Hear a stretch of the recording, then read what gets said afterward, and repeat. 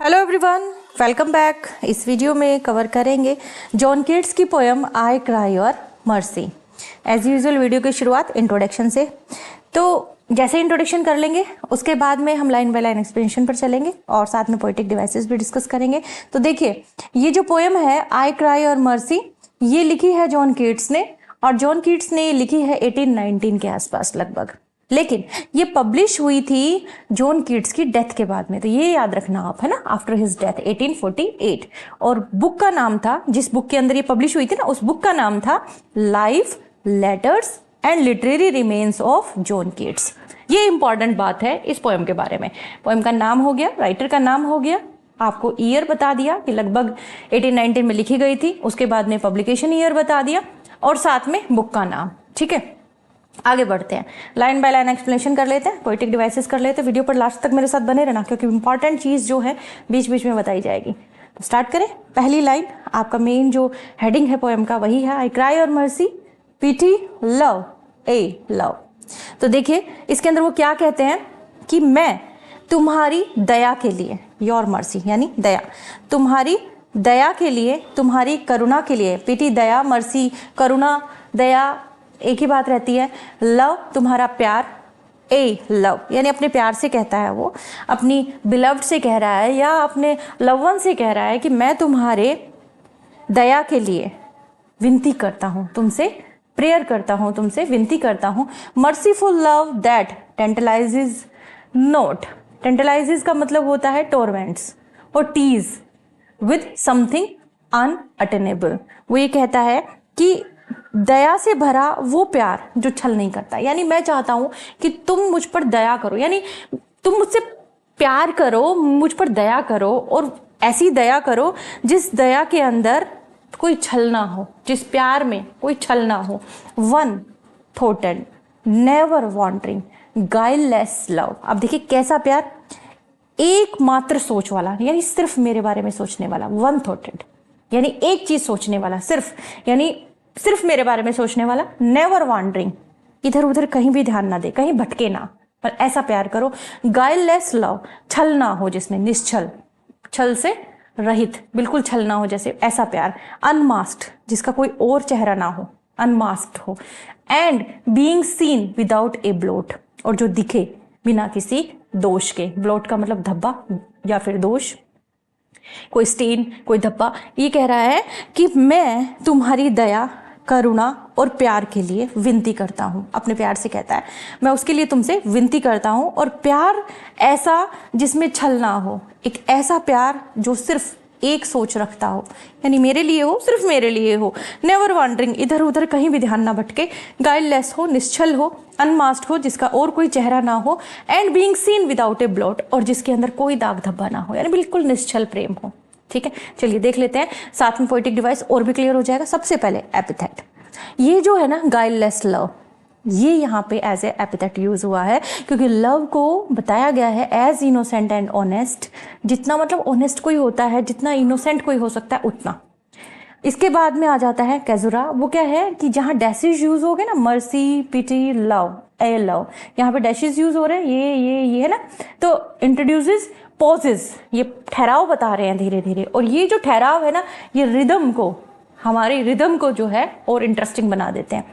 इसके बाद पर्सोनिफिकेशन आता है इसके अंदर कि love is given human attributes, human qualities with descriptions like one thought, एक सोच वाला, नेवर वॉन्डरिंग, कभी ना भटकने वाला, which depict it as having a mind of its own, जैसे प्यार का अपना दिमाग हो कि कहीं इधर उधर ना भटके, जैसे इंसानों का दिमाग होता है उस तरीके से। आगे बढ़ते हैं नेक्स्ट लाइन पे। देखिए नेक्स्ट लाइन में क्या कहता है, O let me have thee whole, O let me have thee you.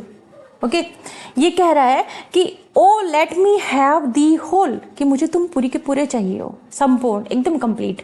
All be mine, completely मेरे हो जाओ, यानी तुम्हारे दिल में दिमाग में किसी और के लिए सोच ही ना हो, तुम कंप्लीटली मेरे हो जाओ।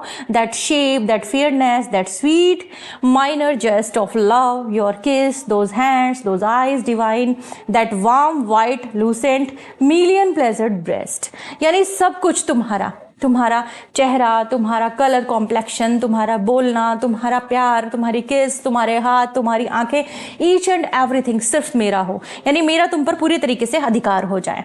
देखिए यहाँ पर एक नई डिवाइस मैं आपको यहाँ पे बताऊंगी, एपिज्यूक्सिस है। यहाँ पे एपिज्यूक्सिस जो है ये एक तरह से रिपीटेशन ही होता है। रिपीटेशन जैसा मैंने आपको बताया कि रिपीट होता है वर्ड, तो अपन रिपीटेशन लिख देते हैं। यहाँ ना एक स्लाइड सा चेंज है, बस वो आपको नोटिस करना है। जैसे आपने यहाँ पर नोट किया होगा ये ऑल एक साथ आया, इसके बीच में कोई वर्ड नहीं है, कोई वर्ड नहीं है ना। अब यहाँ ना आप एक चीज और देखेंगे, इस लाइन के अंदर भी रिपीटेशन, सॉरी, आपको वर्ड्स का रिपीट होना दिखेगा। दोज और दोज एक साथ है, लेकिन बीच में एक वर्ड है हैंड्स है, ऑल और ऑल के बीच में नहीं है। जहां पे रिपीटेशन हो जाए, लेकिन रिपीटेशन में क्या हो कि बीच में कोई और वर्ड नहीं आ रहा है, तो उसको आप लिख देना एपिज्यूक्सिस। ये रिपीटेशन जैसा ही है, बस थोड़ा सा स्लाइड सा चेंज है, वो देखना है। अब यहाँ देखो दोज और दोज है, तो यहाँ आप रिपीटेशन लिख सकते हो वर्ड्स का, है ना। तो इस तरह कोई वर्ड आ जाए, तो मतलब सिर्फ समझाने के लिए आपको कह रही हूँ कि इस तरह से आ जाए ना, तो उसमें आप रिपीटेशन लिख पाओगे। एक वर्ड बीच में आ गया कोई बात नहीं, बट रिपीट तो हुआ है ना, यहाँ रिपीटेशन लिख सकते हो, लेकिन यहाँ नहीं लिख सकते जब एक जैसा आ गया लेकिन बीच में कोई वर्ड नहीं है।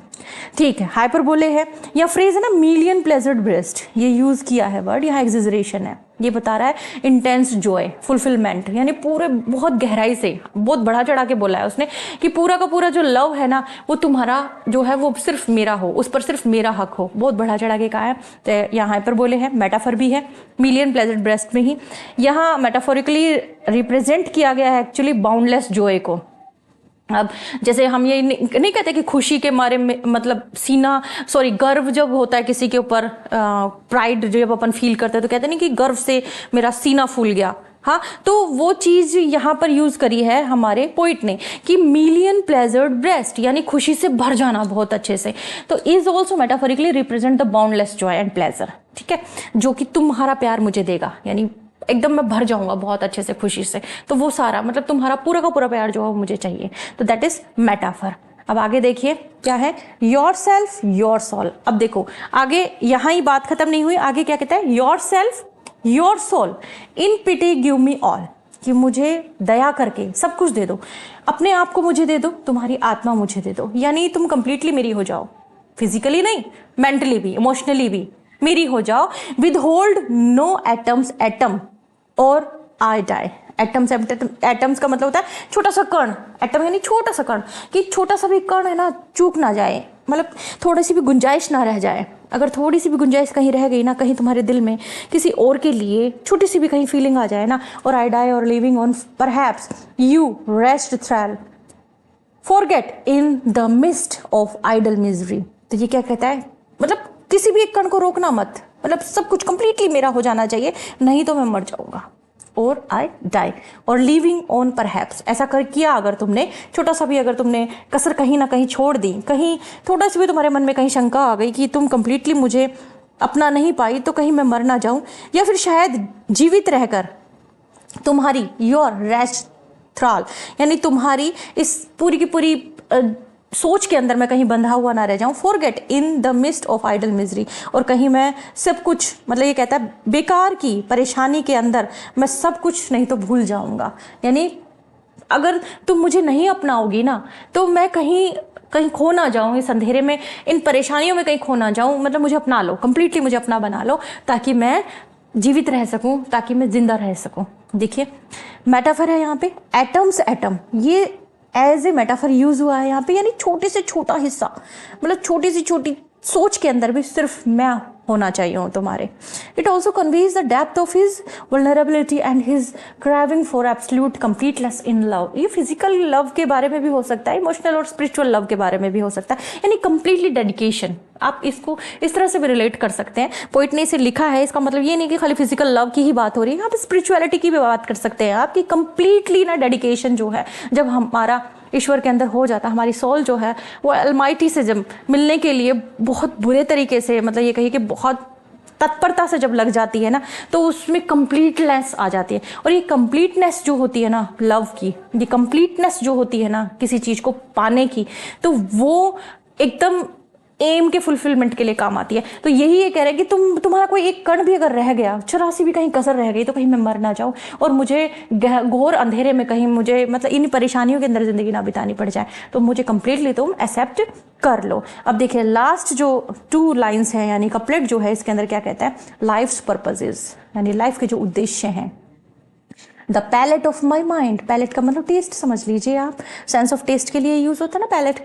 The palate of my mind losing its gust and my ambition blind, कि कहीं ऐसा ना हो लाइफ के जैसे जो एम होते हैं ना, वो क्या है कि जो भी चीज़ें मैं तुमसे कह रहा हूँ, मीन्स मतलब लास्ट की जो ये लाइन्स है ना, इस लास्ट की लाइन में एक्चुअली वो क्या कहना चाहता है, वो ये कह रहा है स्पीकर यहाँ पे कह रहा है कि लव जो है ना वो मतलब मेरी लाइफ को मीनिंग देगा, तुम्हारा जो लव है वो मीनिंग देगा, मोटिवेशन देगा, इसके बिना without it he fears not only emotional emptiness but a kind of intellectual and spiritual numbness, यानी बिल्कुल एकदम खाली अपने आप को फील करेगा। एंड माई एम्बिशंस ब्लाइंड, यानी मेरी इच्छाएं जो है वो बिल्कुल खत्म हो जाएंगी, मेरी महत्वाकांक्षाएं जो है बिल्कुल खत्म हो जाएंगी अगर तुम्हारा लव मुझे नहीं मिला तो। और तो देखिए आप ना, मैंने जैसे आपको कहा कि यहाँ गॉड और अगर हमारी बात की जाए यानी सोल की बात की जाए, क्योंकि सोल का अल्टीमेट जो मेन जो एम होता है वो होता है गॉड से मिलना यानी भगवान से मिलना।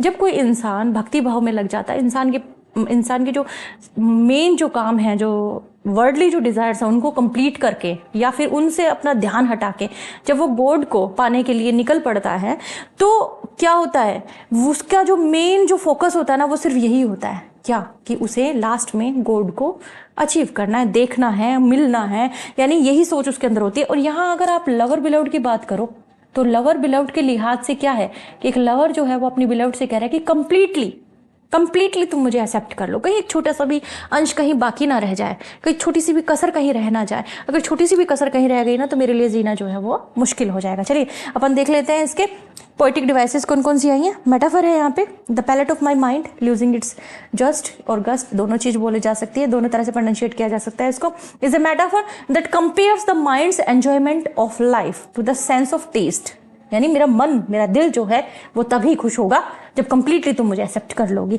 This imagery suggest that without love his mental and emotional expression would become bland. जब तक कंप्लीटली मुझे एक्सेप्ट नहीं करोगी ना तब तक मुझे मतलब टेस्ट नहीं आने वाला। यानी मेरी जो स्पिरिचुअलिटी की अगर बात करें, मैं मेरी अगर सोच के हिसाब से कहूँ, स्पिरिचुअलिटी की अगर बात करें अपन कि कहीं अगर जरा सी भी कसर रह जाती है, मान लीजिए आपको समझाने के लिए एग्जांपल दे रही हूँ कि जैसे जो लोग पूजा पाठ करते हैं, आइडल वर्शिप करते हैं यानी मूर्ति पूजा करते हैं, उन्होंने नियम बना रखा है कि वो सुबह उठेंगे, नहाएंगे, धोएंगे, पूजा करेंगे तभी वो कुछ खाएंगे। कभी कभी नहीं कर पाते हैं तो उनको एक बेचैनी सी हो जाती है, बस उसी बेचैनी की बात ये कर रहा है कि अगर तुम ऐसा नहीं कर पाई ना तो क्या हो जाएगा, मतलब मजा सा खत्म हो जाएगा। ऐसा अगर तुमने कहीं कोई कसर छोड़ दी अगर, तो जिंदगी का जो मजा है वो खत्म हो जाएगा। Personification, by describing his ambition as blind, Keats gives human qualities to ambition. Ambition को दे रहा है ना ह्यूमन क्वालिटी, ब्लाइंड, अंधा। सेजुरा भी है यहाँ पे, पोज आ रहा है, जब डैश यूज हुआ तो पोज आ गया ना, लाइफ्स पर्पज फिर डैश आया। ये पोइटिक डिवाइसेस थी। अब हम पोएम के बारे में थोड़ा सा जान लें, क्योंकि हमने पहले इसके बारे में डिस्कस नहीं करा। पहले हमने थोड़ा सा बस बताया था कि पब्लिश कब हुई थी, कब लिखी गई थी, लेकिन पोएम के बारे में नहीं जाना कि फॉर्म, थीम, मैसेज क्या है, तो वो पढ़ लेते हैं। ऑथर है John Keats, 1795 to 1821 is life span, English romantic poet है। One of the main figure of the second generation of romantic poets. Romantic poets की सेकंड जनरेशन की अगर बात करते हैं तो मेन फिगर हैं ये इनके बारे में मेन बात ये है कि इनकी डेथ बहुत जल्दी हो गई थी जॉन कीट्स की। इनकी डेथ के बाद में ही इनको ज़्यादा पॉपुलैरिटी मिली है। फॉर्म जो है हमारी पोएम की उसकी बात करेंगे तो एक शेक्सपियरियन सोनेट को फॉलो करती है ये पोएम। शेक्सपियरियन सोनेट का जो फॉर्म होता है ना उसको फॉलो करती है। 14 लाइन्स है। शेक्सपियरियन सोनेट को अगर फॉलो कर रही है तो राइम स्कीम क्या होगी? बिल्कुल सही, A B C D E F G रट गया होगा ना आप लोगों को, बोलते ही याद आ गया होगा। थीम लव एंड डिजायर, ये मेन थीम है। स्पीकर का इंटेंस जो विश है वो यहाँ पे बताई गई है। हाँ, मैसेज क्या है कि it show that love must be complete, कि प्यार ना पूरा होना चाहिए, आधा अधूरा नहीं होना चाहिए। जैसे मैंने आपके लिए बात करी सोल और गॉड की, तो सेटिस्फेक्शन तभी है जब सोल गॉड से मिल जाएगी ना, वरना सोल भटकती रहेगी। ठीक है, उसी तरीके से लवर बिलव्ड है, अगर आपस में एक दूसरे से प्यार करते हैं तो लव तभी कंप्लीट है। एक अगर करता है दूसरा अगर रिजेक्ट करता है that is not complete. So completeness जो है ना वो प्यार में होनी बहुत जरूरी है। तो ये पोएम यही मैसेज देती है। अब जॉन कीट्स के बारे में जान लेते हैं। रोमांटिक पोइट हैं, सेकंड जनरेशन की अगर बात करें रोमांटिक पोइट्स की तो मेन फिगर हैं ये। इनका जन्म 31 अक्टूबर 1795 लंदन में हुआ था। एक हम्बल फैमिली से बिलोंग करते थे ये। 1817 में उनकी फर्स्ट बुक पब्लिश हुई थी, पोएम्स। इसने बहुत सारे मिक्स्ड रिव्यूज़ लिए, बहुत सारे मिक्स्ड रिव्यूज़ आए, बहुत सारे। और फिर फेमस पोएम्स जब इनकी आई तो उनमें कुछ नाम मैंने यहाँ मेंशन करे, वैसे तो बहुत सारी हैं लेकिन कुछ नाम मैंने यहाँ मेंशन करे, उन पर आप नज़र डाल लेना। Ode to nightingale, Grecian urn, autumn, आप शायद अपने इस चैनल पर पढ़ भी चुके हैं। वाइल ही वॉज अलाइव, अब ये चीज़ जो है ना, ये इम्पॉर्टेंट है इनके बारे में। जब अपन लिटरेचर को पढ़ते हैं, किसी राइटर को पढ़ते हैं, तो कुछ ना कुछ उसके बारे में बहुत इंपॉर्टेंट होता है। ये कीट्स के बारे में इंपॉर्टेंट है। ये जिंदा रहे ना जब तक, तब तक उनको बहुत सारे क्रिटिसिज्म को फेस करना पड़ा, रिकॉग्निशन नहीं मिली इनको बहुत अच्छे से। लेकिन इनकी डेथ के बाद में इनकी रेपुटेशन जो है वो बहुत फैली, बहुत ज़्यादा। तो लाइफ स्पेन की बात कर लेंगे, 1795 to 1821, बहुत छोटी सी उम्र में ही एक्सपायर हो गए थे ये। इस तरीके से हमारी ये जो पोएम है वो कंप्लीट हो गई है। लेकिन ये जो सेशन होता है ये होता है हमारा वर्क सेशन, यानी आपसे कुछ पूछने का। राइम स्कीम मैं पहले डिस्कस कर चुकी हूँ आपके साथ में। ध्यान से अगर सुना है तो अभी के अभी तुरंत कमेंट करके मेरे को जवाब दीजिए। अगर आपने ध्यान से सुना है इस वीडियो को तो आपको राइम स्कीम यहाँ पे पता लग गई होगी। राइम स्कीम निकालने का तरीका आप जानते हैं, लास्ट वर्ड को पढ़ लीजिए और राइम स्कीम निकाल लीजिए। Thanks for watching. अगर वीडियो पसंद आया लाइक कर दीजिए, शेयर कर दीजिए और चैनल को सब्सक्राइब जरूर कर लीजिएगा। ऑल पर सेट करना, ये याद रखना। Okay, thanks for watching.